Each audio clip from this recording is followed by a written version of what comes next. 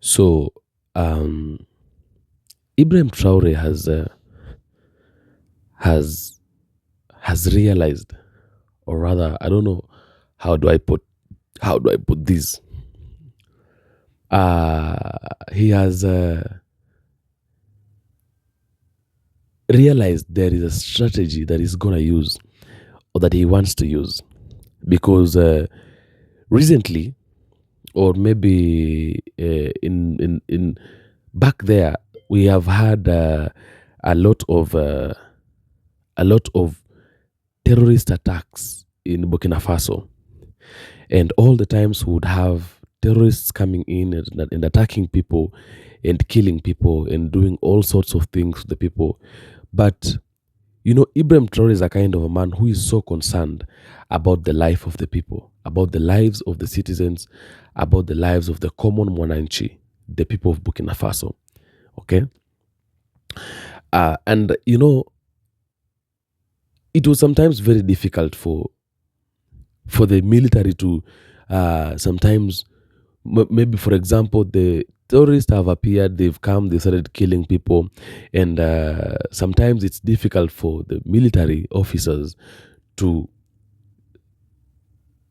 to maybe come from where they are to get to the place where there is to the scene of crime, or the place where that terrorism is being done. And so sometimes they could get there when they're late, and people sometimes are dead, and you see those kind of things. It was something that was very painful. It was really disturbing the people in Burkina Faso. And Ibrahim Traore came with a strategy. The moment he took power, the terrorist attacks started reducing, because he told people that sometimes we need to fight for ourselves, because as much as we have the security personnel in our country, and as much as we're having militaries in our country, it gets to a time when now we have to sometimes fight also ourselves. And there is a say in Kiswahili that says, fimbo ya mbali haiui nyoka. In English, what do I say? It says that uh, if you have, maybe if I can translate it, if you have a weapon that is far, and a snake comes right now, and the weapon that you can see is far away from you, that weapon cannot kill that snake, because before you get to that weapon and kill the snake will have already bite you. Okay, so it means whatever is close is what you will use to kill that snake, or rather to attack that snake, whatever is close to you. But you don't have to go for what is far, so that you can come and attack this snake with that weapon. Either one, this snake will bite you, or number two, the snake will do what? It will escape. So Ibrahim Traore took time. He's had to sit down with the people of Burkina Faso, with the people of Burkina Faso. He told them, you see, when attacks like this come, first of all, you need to have self-defense. And he asked people to volunteer to come in. Okay, those people who can fight, he asked them to volunteer from the villages. They came in, they were trained, they were asked they were told what they're supposed to do. They were given some skills here and there. And now, from that time, it really reduced the terrorist attacks, because when the terrorists were coming, they were coming expecting, now we are coming to fight Burkina Faso. Okay, rather we are coming to fight the people in a certain village. But now they didn't know that Ibrahim Traore had instilled a certain strategy in these people, or a certain skill and knowledge in these people, that he implemented, and they started practicing it slowly by slowly. Fortunately, it worked. So when these terrorists would come sometimes, expecting that it's normal. This is something that we do always. We have been doing it, and it's something normal. They found out that the people they are going to fight, they have already prepared themselves, and so they didn't expect that, and it really made the terrorism attacks to reduce at a very high level. It really reduced. Number one, these terrorist attacks, these are not people who are because right now in Burkina Faso, they are no rebels, and you cannot say that the people in Burkina Faso who are against the leadership of Ibrahim Traore, because I think people only start being against a certain leadership because maybe the leadership is not doing well, or rather the president or the leader is a dictator, and therefore they decide we are going to rebel. Okay, and that is where rebels now starts coming from. That is where rebels arise.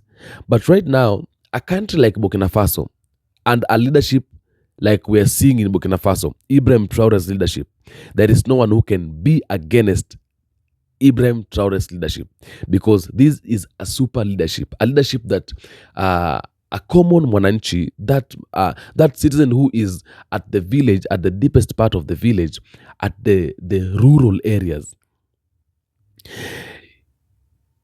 is thought about. The person who is at the rural areas can be reached by the president and be talked to, and they can share ideas. Okay, they can share the challenges. So leadership of Burkina Faso is a very different kind of a leadership, and it's a leadership that in Africa we've really we've missed such kind of a leadership for a very long time. And I don't think that there is coming a time that that kind of a leadership is going to come if we're going to hold on to the politicians that we are holding on in Africa right now.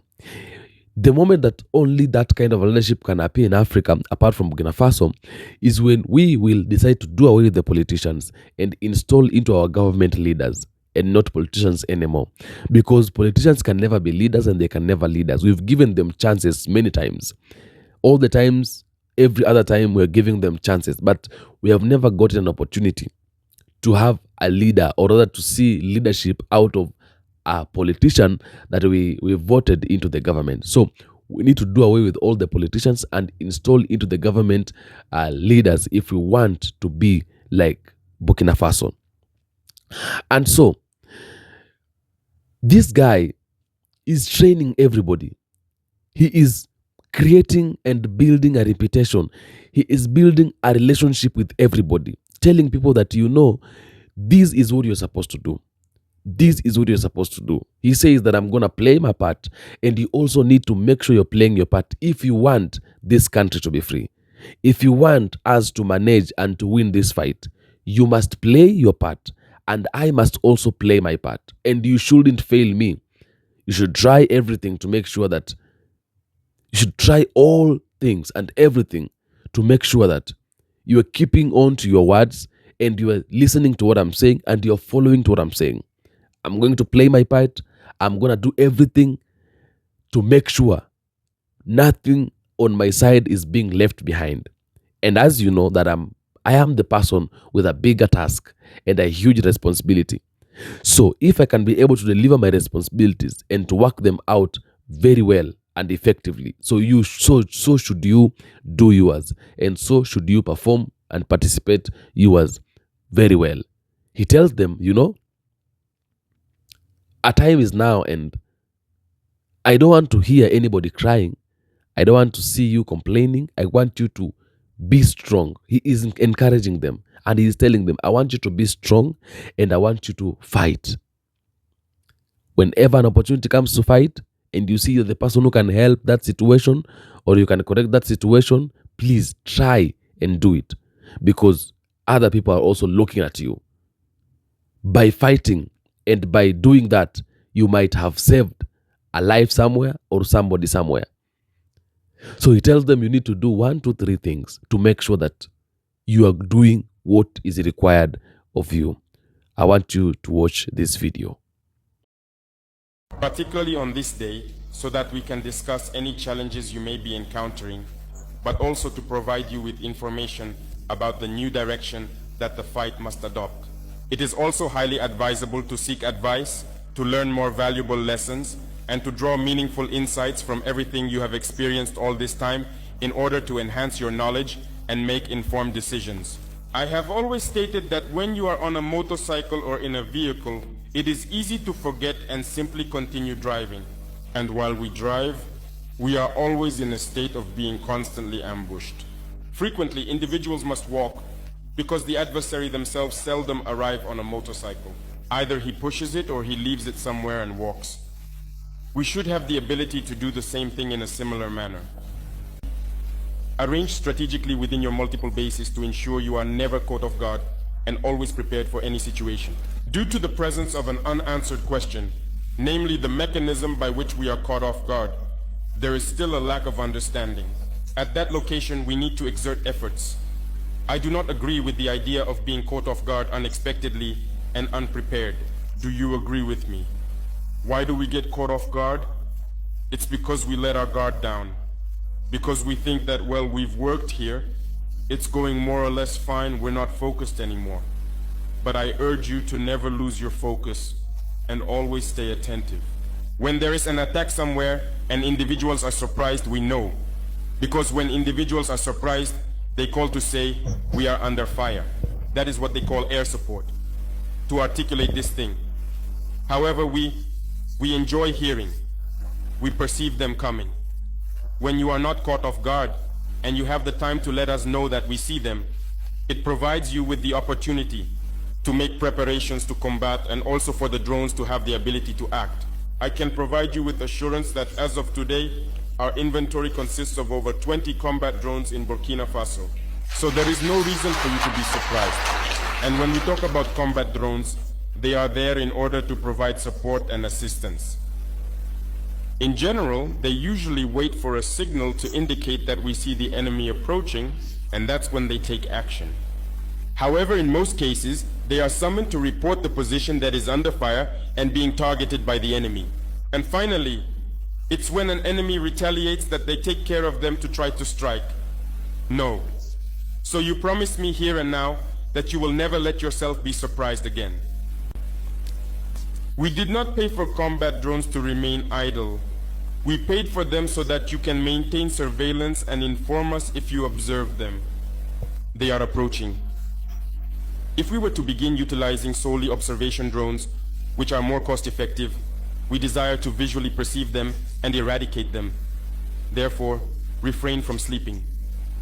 In any weather condition, be it rain or shine, they do not sleep. In the rain, one does not sleep. That's why I wanted us to meet today, because the rain has started. The nature is turning green. The foliage has grown significantly, and the climatic conditions, it is not a suitable time for vulnerability. You must remain alert in the precipitation. For a while now, we have desired individuals to be able to organize themselves, go out and clear the areas surrounding the roads, because the trend of directed mines was becoming too much. But if we clear a lot and the path is open for 100 meters on each side, it allows us to carry out other actions. Everywhere, you need to organize the populations to go out, clear the roads. You need to clear so that these directional improvised explosive devices cannot be placed against you or the population. However, it is crucial for everyone to be able to reach their workplaces and carry out their duties. You must have the capability to excavate trenches in the vicinity of your municipalities or villages. Certainly, it is said that machines have arrived, but I immediately told you it cannot be deployed all over Burkina at once. We don't have 1 million machines, but everyone needs to start at home. Each and every day, there are drones that are constantly stationed at specific positions without any interruption or deviation. They are simply waiting to be informed that they are observed upon arrival. However, individuals rarely succeed in managing to do so. On every occasion we are subjected to fire. We are unable to be subjected to fire. We need to observe it approaching. You gave me your word that you will not say we are under attack anymore, right from the start. You're going to say now we see them approaching, because I am in continuous contact with the drone pilots at all times. You wonder how I handle. 80% of my time is dedicated to war. However, that does not impede me from vigilantly monitoring the economic landscape of work. It is a promise that you made to me, and I want you to keep your promise. I do not want to hear that we are under attack any longer. We can see them coming towards us. Are we in agreement? You will mobilize your populations to dig trenches and protect yourselves until the machines arrive to deepen the trenches and fortify them. It is you who defend the municipalities, the villages. If you arrive, you tell them to get out, we're digging here. The enemy must not drive, pass through there. We delve deep, we seal up, and we establish ourselves in that place. Your own posts and writings can be found there. At one point, I had something developed and instructed to send it to you.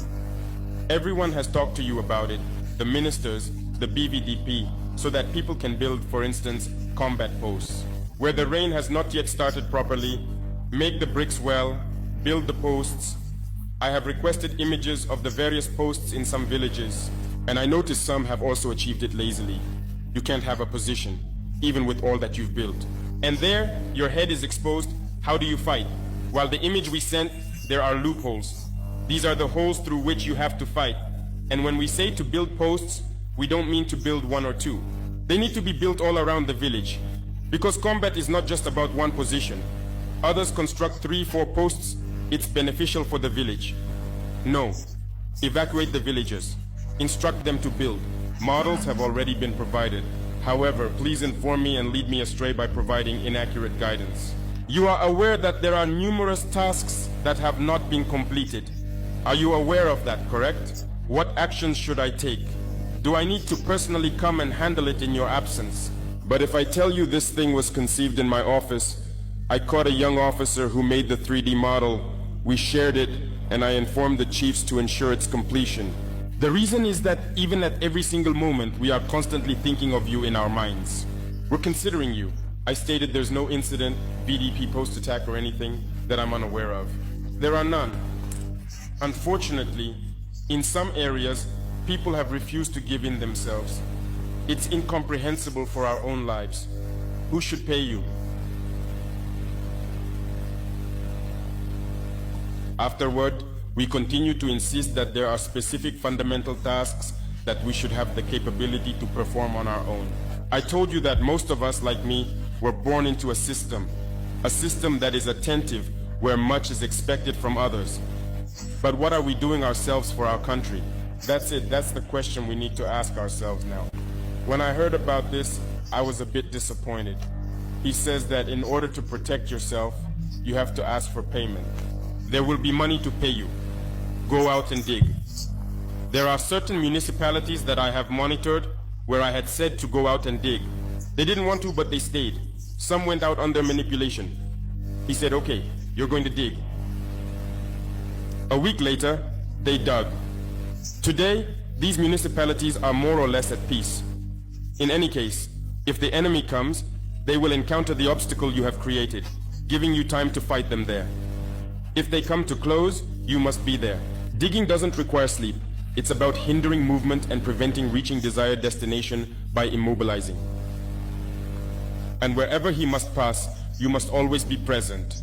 If he comes to use force to redo your work, you must shoot them down. But once you are taken by surprise, you are no longer considered a man, and your ability to fulfill your duty is compromised. In order to make a comeback, it is hard. And when you witness things like that, it causes a lot of pain. Even if you have a collective weapon and your defense is not strong, the enemy can roll up to your position, which is not good. Even if you have built what you are told to build there, 100 meters ahead there, you need to dig trenches. If he wants to drive through as a fighter, he must fall into them. Or he stops over there, he gets off to try to cross, and you have time to adjust your shots. Is this complicated? So there is work to be done. We must not be lazy. It is necessary to mobilize the population. It's not about you and your work. It's important that all your people understand that you are choosing to sacrifice yourself for them. So, when you tell them to go out to work, they must go out. The other day there was an attack. I followed all the instructions and attempted to investigate the situation. Individuals were taken aback. Negative. When you have a collective weapon, the first thing is, you should not be surprised. You must see the enemy and prepare to face it. Each time, it was attacked repeatedly. I instructed the pilots to film and show me. Did they construct the posts? Did they dig? The answer is no. There was not a lot. There was nothing. Therefore, they will compel you, and you will compel them. From this point on, that is the way it is. Très spécialement aujourd'hui, pour que nous puissions échanger sur vos difficultés éventuelles, mais aussi vous faire part de la nouvelle tournure.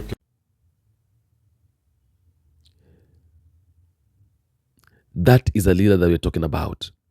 That is a leader who is ready. That is a leader who has passion for his people. That is a leader who loves his people. That is a leader who cares for his people. He really does care for his people. That is a leader who wants the best for his people. And one thing I know, and one thing I've come to realize and to find interesting is that people love him. And that is the most important thing.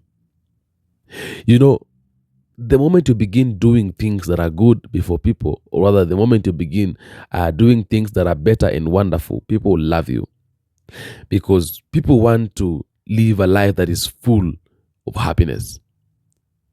Right now in Africa, in a lot of countries here in Africa, people are not living how they want to live.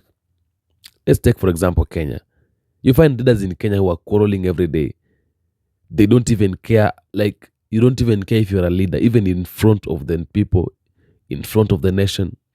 People are just quarreling, abusing each other and their leaders, in the government. Someone does not want to be told the truth. You're telling someone this is wrong, but they're giving you a blind ear, like a deaf ear. They don't care, At the end of the day, they're saying, okay, even if they talk, they cannot take me anywhere. That is the kind of leadership you're having in Africa and in Kenya in particular. And it is because of installing into the government politicians and not leaders. We are supposed to start doing away with politicians. We're supposed to start doing away with all these politicians and start working with leaders, because we need leaders. Doesn't matter the age. It really doesn't matter. Right now, as long as you are a leader, you're someone who can lead people. We need people who can lead people. People who can fight for their nations. People who can say no to perpetually, no to serving foreign powers, no to accept being controlled by the foreign powers. Those are the kind of people we need right now. I wonder how sometimes you're an African man, you're a black man, a black president, a black politician, and your black fellow brothers and sisters, they are crying, but you don't care. Like, you literally don't care. And me, I like addressing issues the way they are. I really like calling a spade and not a big spoon. I said this sometime, and someone gave me a comment. Someone asked me to shut up because I'm stating the weaknesses of Africa, because I'm stating the things that are affecting Africa. He's asking me, talk about positive things, talk about Sahel, but if you don't want to talk about the positive things in Africa, just keep quiet. And so I was asking myself, if we cannot take time and address the real issues, if we can't take time and address the real issues, how are we going to help ourselves? I'll talk about that in the next video. But right now, Africa has a leader. And that leader is Ibrahim Traore. And Traore is going to save Africa big time. Just put your eyes. Just watch Ibrahim Traore. Keep watching him. He's going to save Africa a very, very, very big time. A very big time. I'm telling you. The other time we saw him with children, talking to children, having a conversation, a one-on-one conversation with children.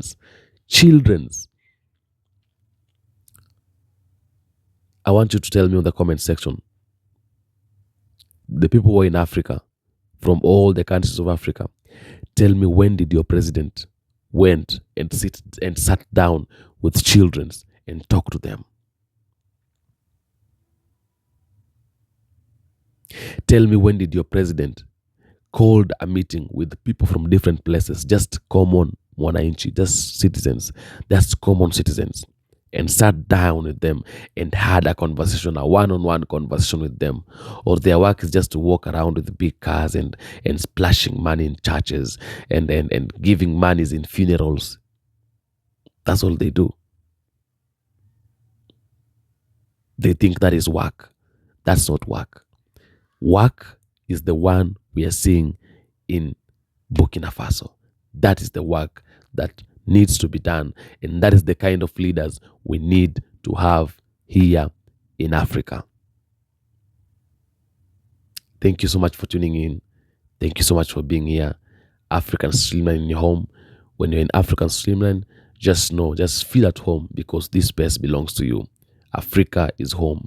African in Nyumbani. And anything that concerns Africa concerns me and you as Africans. Thank you so much for being here, my brothers in diaspora and in Caribbean and in Africa in particular. I salute you so much. All right. Adios, guys.